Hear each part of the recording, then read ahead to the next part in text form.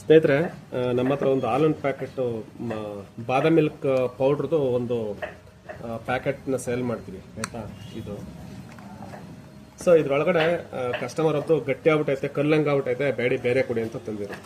ಏನು ವಿಚಾರ ಅಂದರೆ ಇದನ್ನ ವ್ಯಾಕ್ಯೂಮ್ ಸೇಲ್ ಅಂತ ಕರಿತೀವಿ ಈ ರೀತಿ ಆಯ್ತಾ. ಇದ್ರೊಳಗಡೆ ಇರ್ತಕ್ಕಂಥ ಗಾಳಿ ಎಲ್ಲ ತೆಗಿತಾರೆ. ಏನಕ್ಕೆ ಅಂತಂದ್ರೆ ಹುಳ ಬರಬಾರ್ದು, ಇದರ ಶೆಲ್ಫ್ ಲೈಫ್ ಜಾಸ್ತಿ ಮಾಡಬೇಕು ಅಂತೇಳಿ ತೆಗಿತಾರೆ. ಈಗ ಇದ್ರ ಮ್ಯಾಜಿಕ್ ನೋಡಿ, ಈಗ ಇದೆಯಲ್ಲ ಗಟ್ಟಿ, ಫುಲ್ಲು ಗಟ್ಟಿ ಅಂದರೆ ನಿಮಗೆ ಎಷ್ಟು ಗಟ್ಟಿ ಇದೆ ನೋಡಿ. Very simple. ನಾನಿಲ್ಲೊಂದು ಸಣ್ಣದಾಗಿ ಕಟ್ ಮಾಡ್ತೀನಿ, ಹಂಗೆ ನೋಡ್ತಾ ಇರಿ.